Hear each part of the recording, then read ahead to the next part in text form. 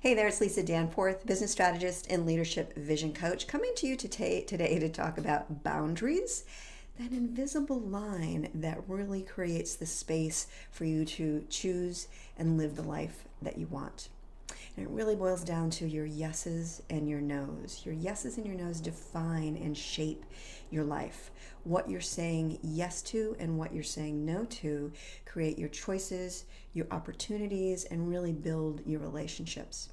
Today I'm going to talk about 5 different tips and insights on implementing your boundaries so that you can really start creating the life that you want and let go of some of that resentment when people are not honoring your boundaries. The first tip is boundaries are about you. They're not about other people. Boundaries are about what you are agreeing to do and not to do.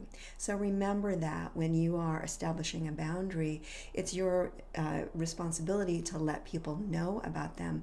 But what it's saying is, here's how I'm going to participate and here's how I'm not willing to participate. So keep that in mind.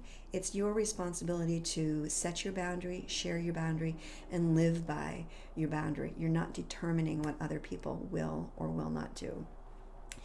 The second one is they shape your relationships. Your boundaries help create healthy relationships. It also helps with our mental health as well. Because if we're always giving to other people, there's this resentment, frustration, and it impacts all of our relationships, be it with our clients, with our team members, with our loved ones, or with ourselves. And when we can decrease that resentment, we can really increase the quality of the relationship. But we need boundaries in place for us to do that.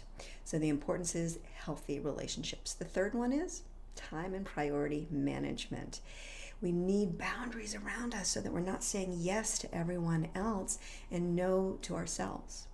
When you're giving away your one non-renewable resource, your time, you're taking time away from you prioritizing the things that you want in your life and being able to implement those goals and those plans and those actions to create the life that you want.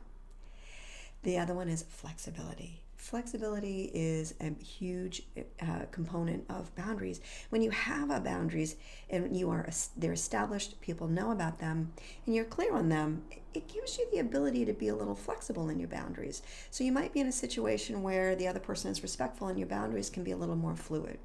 But if you're finding that someone is not respecting your boundaries, that's when you need to kind of step back and look at, where do I need to step up my boundaries? Where is it that I really need to let this person know they're stepping over and they're not honoring? So just a space to clear.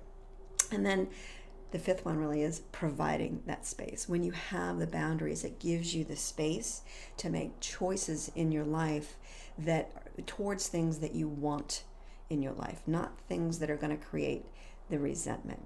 Here's one tip that I have for creating this space. When someone is demanding an answer from you or asking something from you, and you're someone who has a difficult time saying no, try saying, can you get back to me on that in a week? I just need to check my schedule and make sure that I have the ability, the time to focus on it.